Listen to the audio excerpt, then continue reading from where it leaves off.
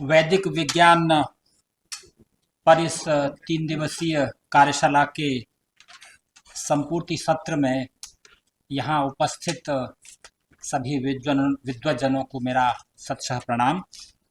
परम आदरणीय professor Ajit Kumar Chaturvedi ji, honourable vice chancellor of Kashi Hindu Vishwavidyalaya Varanasi, मुख्य अतिथि माननीय डॉक्टर शिव कुमार शर्मा जी, अखिल भारतीय संगठन मंत्री Vigyan Bharati Nai Delhi, professor Shiv Shankar Mishra ji, professor Devi Prasad Tripathi ji, professor Hriday Ranjan Sharma sir, professor Vinay Kumar Pandey ji और इस संगोष्ठी के संयोजक doctor Vivek Pathak ji, senior colleagues and friends sitting in front of the dais. सबसे पहले तो मैं ये धन्यवाद देना चाहूँगा कि मुझे इस सेमिनार में बुलाया गया और मुझे कुछ कहने का मौका दिया गया। इसके लिए मैं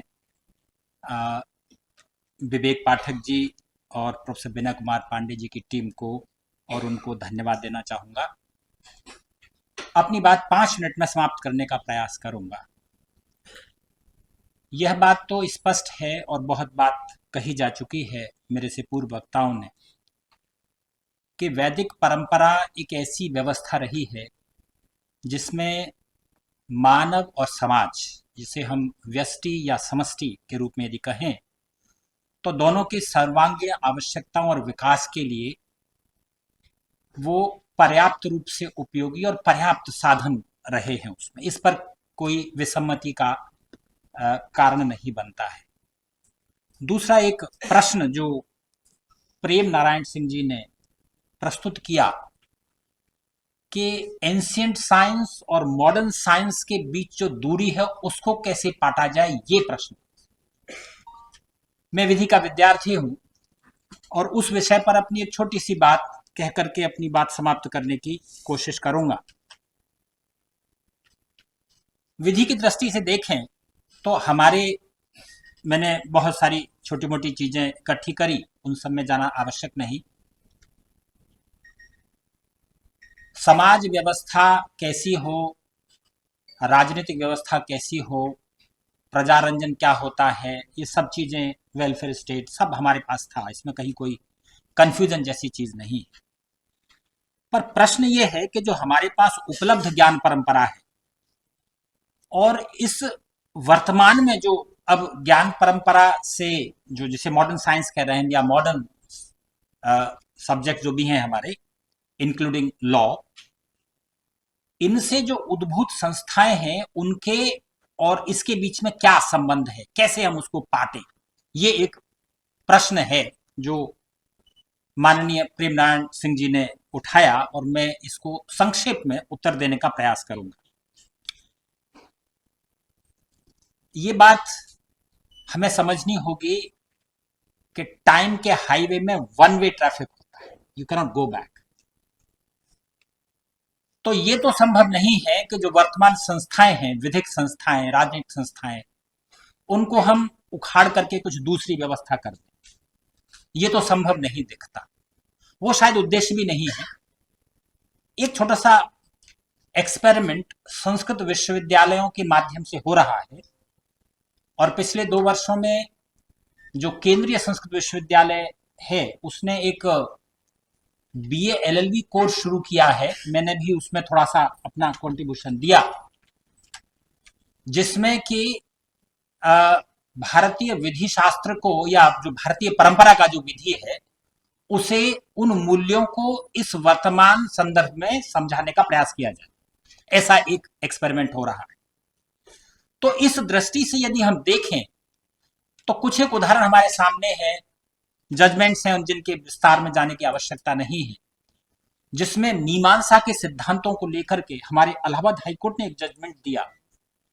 एग्रीकल्चरल डेट को लेकर के वो केस था और मीमांसा के सिद्धांत पर वो निर्णय हुआ। डिटेल में नहीं जाऊंगा मैं। बहुत सारे जजमेंट्स हैं इस तरह के। एक बाल पाटिल का 2006 का जजमेंट है जिसमें सुप्रीम कोर्ट ने, उससे पहले हमारे पास प्रिंसिपल्स ऑफ एनवायरमेंटल गवर्नेंस के नाम पर एक पुराना जजमेंट जिसमें 10 सिद्धांतों की बात की गई, पब्लिक ट्रस्ट डॉक्ट्रिन और वो सब बातें, और भारतीय सिद्धांतों को ध्यान में रखते हुए किस तरह से निर्णय किया जा सकता है एक पर्यावरणीय विषय पर, वो बाल पाटिल केस में सुप्रीम कोर्ट ने किया, और ऐसे बहुत सारे जजमेंट्स आए। हमें यह समझना होगा कि वैदिक ज्ञान की वर्तमान व्यवस्था जो भी हमारे पास उपलब्ध है वो कानून का सीधा स्रोत तो नहीं हो सकता, यह हमें समझना होगा, लेकिन वो विधि व्यवस्था की एक नैतिक पृष्ठभूमि के रूप में कार्य कर सकती है। यहां यदि कोई विधि का विद्यार्थी है तो उसे कैल्सन याद होगा, जिसने बात करी ग्रंथ नॉर्म की, कि हर विधि के पीछे एक नॉर्म होता है जो उसे वैलिडेट करता है, जो उसके बियॉन्ड होता है। कोई भी नियम, इस पर बहुत सारी बातें होती रही, उनमें विस्तार में नहीं जाएंगे हम, कोई भी नियम स्टैंड अलोन एंटिटी नहीं होता, उसको सस्टेन करने के लिए एक लर्किंग शैडो होती है उसके पीछे। कैल्सन उसे ग्रंथ नॉर्म कहते हैं।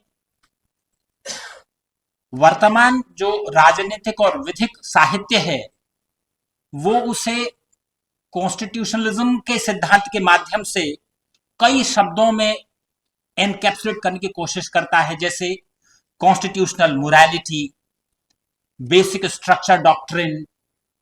पर हर समय एक ऐसी नियम जो इस एग्जिस्टिंग नॉर्म के पीछे खड़ा है, जो उसको सस्टेन करता है, उसकी बात आती है। और मुझे लगता है कि यदि वैदिक ज्ञान को हम वर्तमान पीढ़ी को ढंग से समझा पाए तो वो ज्ञान इस व्यवस्था की एक नैतिक पृष्ठभूमि के रूप में कार्य कर सकता है।